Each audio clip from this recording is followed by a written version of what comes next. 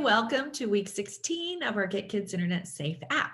So today we're going to talk about protecting rejuvenating sleep, which I think is one of the most important topics that involve psychology today and impact my clients more than anything else. So let's get started. Okay, protecting rejuvenating sleep and staging your bedroom as your family activity. So sleep is extremely important, and we've only really discovered how important it is in the last 20 years as brain imaging has improved. We found that sleep is when your brain performs its general housekeeping duties, meaning it prunes away the brain cells we don't need anymore, it repairs those that are damaged, and that's also when we grow new neurons. It also helps us remove toxic proteins from our brain, which I'll talk a little more about in a bit. And it helps us consolidate memory. That means encode the memories from experiences that we've had all day long, especially emotionally charged memories. Because remember, we were hunters and gatherers for 90% of human existence. So our brain is still very much keyed to be hunters and gatherers. And that means that things that trigger our emotions like fear or anxiety, like walking by a bear den, those memories are particularly important for our survival. And that's why we dream about anxious or frightened moments that we had during the day, because our sleep is stabilizing those complex, emotionally charged memories. Now, in order to do a great job with general housekeeping and memory consolidation, most kids and teens need 9 to 10 hours of sleep a night. But oftentimes, they only get an average of 7.5 hours at night. And a lot of that is because of on-demand screen time. So what happens if you stay up too late and you don't get enough sleep? Well, first of all, you can't learn well because you can't make new memories. So staying up all night cramming for a test is a bad idea. Instead, it's important to chunk that work a little bit every day because your brain encodes in chunks rather than all at once. So if you review your notes before you go to sleep each night, your brain has the time it needs to process and encode those memories, and it actually does some of the work for you while you sleep. We've also found that for people who get 6 hours or fewer hours a night of sleep, they can have a buildup of toxic proteins in adulthood, and they have a greater risk of dementia, like Alzheimer's disease. Also, people who have 6 hours or fewer sleep at night have cardiovascular risks with a 200% increased risk of having a heart attack or stroke. They have a 70% reduction in cancer-fighting immune cells, and it can change your metabolism, especially with kids and teens. So if you don't get enough sleep, it disrupts your sleep regulating hormone melatonin and increases your stress hormone of cortisol, and that can make your body resistant to insulin, causing weight gain and risking type 2 diabetes. Also, how long can we endure a lack of sleep without mental and physiological deterioration? That magic number is 16 hours. If you're awake 16 straight hours, you perform the same you would as if you were clinically drunk.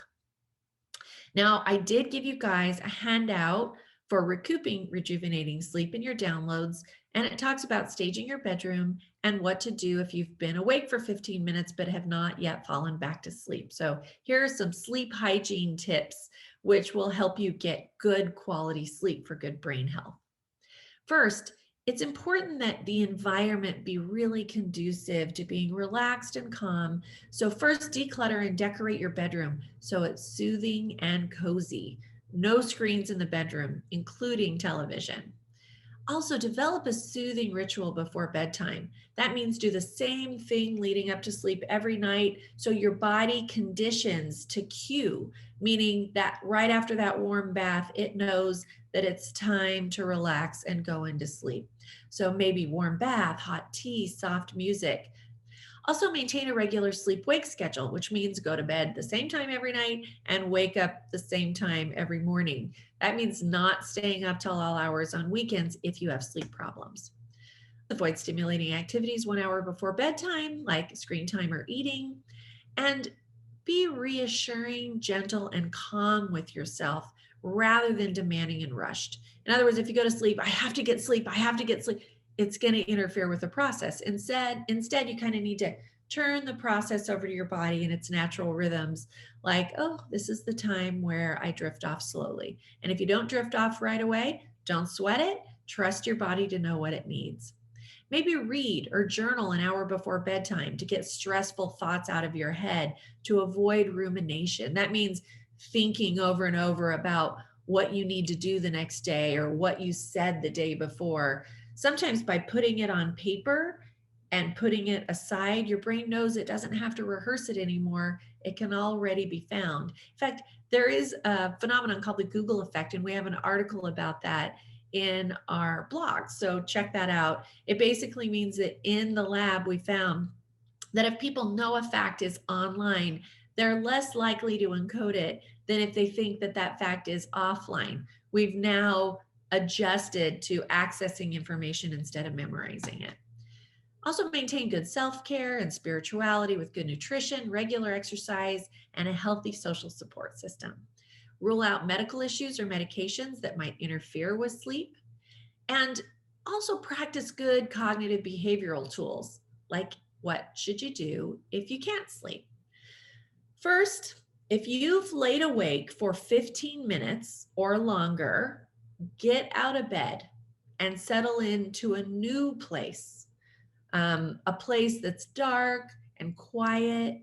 Sit down, lazily stretch out, sit comfortably and quietly. Notice the weight and the warmth of your body on the couch or the chair, the peacefulness of your surroundings, your feelings of safety and comfort. This is a way of getting your brain in the right mind space before you move back into that sleep spot, so that your brain gets used to being asleep in bed rather than awake in bed. Also, think calm thoughts. Think, I'm okay. My body needs this. A few minutes out of my night won't affect me much tomorrow. I'll enjoy this time all to myself. That's a lot different than, oh my gosh, I can't sleep. I'm going to be exhausted. This sucks. This is terrible. I need to make myself fall asleep. If you are demanding and rushed and intense, you're going to release those stress hormones, and then you have to wait for them to filter out of your bloodstream, which might take a while. So instead, chill out, calm down, bore yourself to sleep with calm thoughts. Also, practice your mindfulness techniques that you're learning throughout this course. Sit quietly, don't watch a screen. Any stimulating activity is brain candy and can interfere with your goal. So don't check your phone.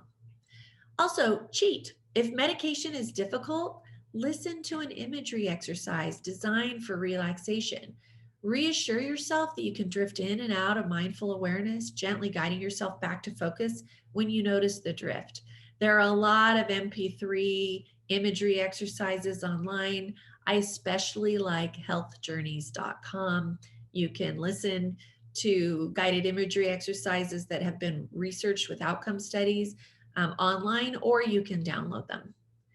Lighten up. There's no such thing as perfect performance during relaxation. With practice, your brain and body will do what it's needed.